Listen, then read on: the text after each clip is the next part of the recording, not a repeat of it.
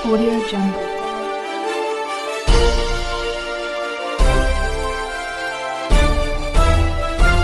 Audio Jungle.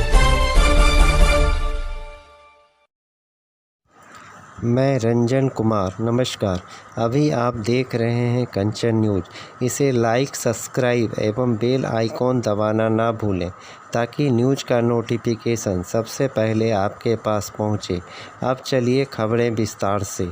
शक्ति श्रेष्ठ कर त्याग और ममता की मूर्ति हमारी माँ और बहनें, सम्मानित हमारे खड़े और बैठे ईश्वरकुल देवकुल बुजुर्ग, सम्मानित गार्जियन, अभिभावक,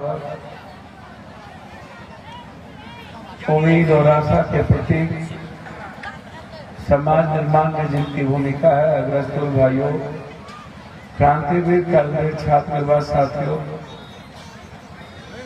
शिव चर्चा के लिए अतिथि दिव्य सम्मानित हमारे शिव परिवार, यहाँ संगीत में मग्न हमारे साथियों और इस कार्यक्रम को करा रहे सम्मानित मंच, सम्मानित अध्यक्ष जी, आज ही थोड़ी देर पूर्व हमें जानकारी मिली, चूंकि एक फौजी शहीद हो गए थे जानकी नगर में, हम वहीं गए थे अशोक बाबू के द्वारा, और आगे एक घटना घटी हुई है, वहाँ जा रहे थे। मुखिया जी भी फोन किए, पूर्व मुखिया जी, मुझे लगा कि मैं आपका सानिध्य, आपका आशीर्वाद ऐसे क्षण में जब शिव चर्चा हो रही हो तो ये मेरा सौभाग्य होगा। देखिए, मैं बार बार कहता हूं, भगवान या ईश्वर ये आपके भीतर है, मेरे भीतर है। आंतरिक रूप से ईश्वर हमसे विराजमान है। साधना या अध्यात्म या पूजा कोई नुमाइश की चीज या देखने की चीज या बाह्य चीज नहीं है। साधना या अध्यात्म हमारे आंतरिक ऊर्जा का स्रोत है, जो एक खूबसूरत मानव जीवन का निर्माण करता है, एक अच्छा इंसान का निर्माण करता है। बगैर इस दुनिया में अच्छे इंसान के हम परिवार, समाज की निर्माण की कल्पना नहीं कर सकते। और हम अच्छा इंसान बनेंगे कैसे? मुझे तो लगता नहीं है। यदि हम ईश्वर को समझ लिए होते तो हम इंसान की पूजा करते, इंसान का सम्मान करते, दूसरों के विचारों का सम्मान करते, दूसरे वर्ग का, दूसरे समूह का, दूसरे धर्म का, दूसरों के मजहब का, दूसरों की जातियों का, अपने से खुद से ज्यादा हम गरीबों से प्यार करते हैं। भगवान का रास्ता कोई मंदिर से नहीं गुजरता। भगवान का रास्ता मेरे शुद्धता से, मेरे आंतरिक ऊर्जा से। बुद्ध ने कहा है, अपो दीपो भवा। मेरे भीतर का जो रावण है, खलस है, अहंकार है, निपनिया में जितने लोग अहंकार वाले लोग हैं या इस इलाके में, उसका अहंकार का विसर्जन, उस अहंकार का, अंधकार का क्षय। रावण और यजीद, कंस टाइप की बुराई जितनी, उसका क्षय होते हुए एक नूतन विवेकानंद का जन्म, एक वाल्मीकि का जन्म, एक संत रविदास का जन्म, एक नानक का जन्म, एक बुद्ध का जन्म, एक कबीर का जन्म, एक ऐसा व्यक्ति जो संपूर्ण अंधकार को खत्म कर दुनिया को प्रकाशित करने का उन्हें अवसर मिले। हम हमारे आचरण से गरीबों का, पड़ोसियों का पुजीने का, मुस्कुराने का अवसर मिले।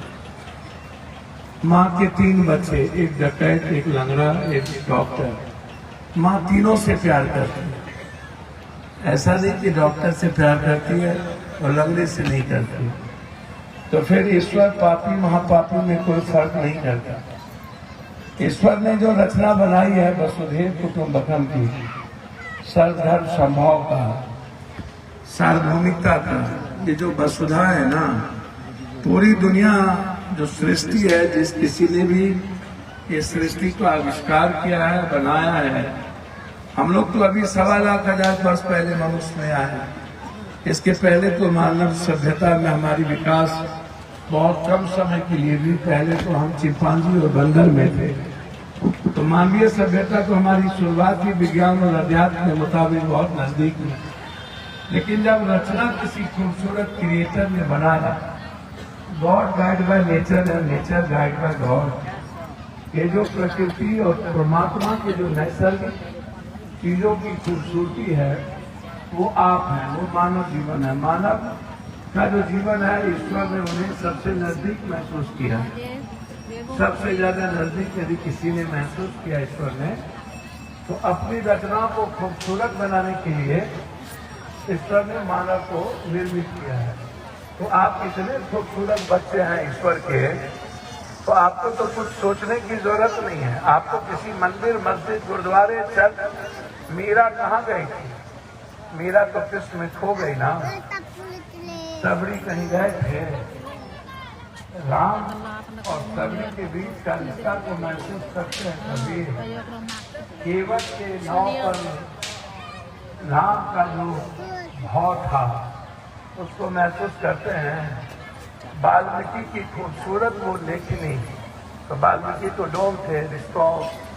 यदि रामायण की कल्पना करिएगा तो समावेशी विचारों से बना, हर तरह के विचारों का सम्मान, चाहे वो केवट हो, चाहे वाल्मीकि हो, या राम का पराक्रम हो, या तुलसी जी की कथा हो, जिसने खूबसूरत रचनाओं से आम आदमी तक पहुंचाया। अब सुदामा को आप कृष्ण से अलग कैसे कीजिए? सुदामा का जो रिश्ता है वो एक अद्भुत रिश्ता है। कृष्ण को पागलों की तरह नाता है।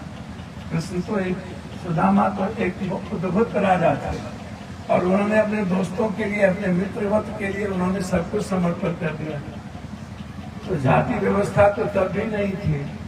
और यदि मैं बात करूं हनुमान और राम के कैरेक्टर पर, या अर्जुन और कृष्ण के कैरेक्टर पर, चरित्र का, तो आप देखिएगा तो इसी को कहा जाता है एक परिवार, एक वसुधैव। वसुधा का मतलब हुआ वन, और सार्वभौमिकता का मतलब हुआ, सार का मतलब हुआ विश्व, और भौमिक का मतलब हुआ धरती। ये जो भौमिक है ना, ये जो धरती है, एक ही परम पिता के परम सत्ता का ये धरती है। और उन्होंने हमेशा कल्याण की बात की है, विश्व कल्याण, मानव कल्याण। उन्होंने कभी किसी जाति कल्याण की बात या किसी नफरत की बात, प्रेम के अलावा दूसरी बात तो कभी हुई नहीं। तो जब शिव चर्चा आप करते हैं तो हम ये जरूर कहना चाहेंगे, शिव हमारे जीवन के प्रथम आदि गुरु। 12,500-13,000 वर्ष पहले शिव का पदार्पण हम सबके जीवन में हुआ, और शिव ने ही वसुधैव कुटुंबकम की शुरुआत की। जब पूरी दुनिया तीनों कबीलाओं में बटी हुई थी और युद्ध हो रहा था, उस वक्त विवेक नहीं था, अक्षर नहीं था, उस वक्त हमारे पास लिपि नहीं था, वर्ण नहीं था, विज्ञान नहीं था, हमें कोई ना समझ थे, हम कुछ समझ नहीं पाते थे। और हम युद्ध पर पहले कबीलाओं के सरदार को ही सर्वश्रेष्ठ माना जाता था, और तीनों इतना मजबूत रहता था कि लाखों लोग मर जाते थे उस वक्त। तो शिव ने क्या किया, तीनों कबीलाओं की कन्या से शिव विवाह रचा, और वहीं से शुरुआत हुई एक परंपरा, एक परिवार। तो वहीं से कहा गया शिव परिवार। तो देखिए, भगवान की कोई कथा नहीं, भगवान तो लोगों ने जिससे डर हुआ उसको भी मान लिया, और जिससे आवश्यकता हुई भगवान उसको भी मान लिया। अब सबसे पहली पूजा इस धरती पर सूर्य की हुई। तो सूर्य की पूजा का क्या मतलब था? पृथ्वी नमः, ऋषि देव्यो नमः। सूर्य की पूजा इसलिए हुई कि लोगों को आदि काल में, जब हम आदिकाल, आदि मानुष कहते हैं, तो सबसे ज्यादा डर रात्रि में लगता था, क्योंकि ये जो बड़ा बड़ा डायनासोर था, बाघ था, हरिण था, ये लोगों को खा लेता था। तो लोगों को लगा कि भाई ये प्रकाश कब होगा। तो ये प्रकाश की उम्मीद के कारण सूर्य का सम्मान बढ़ गया, लगा कि वो अंधकार खत्म सूर्य करता है तो प्रथम पूजा सूर्य की हुई। लेकिन सबसे सर्वशक्ति की पूजा कब हुई?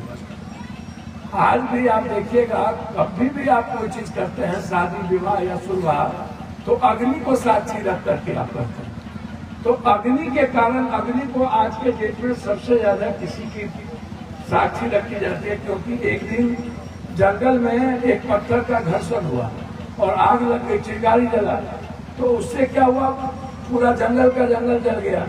तो जो मनुष्य का सबसे बड़ा दुश्मन था वो था जानवर, तो अग्नि से जानवर भी जल गया।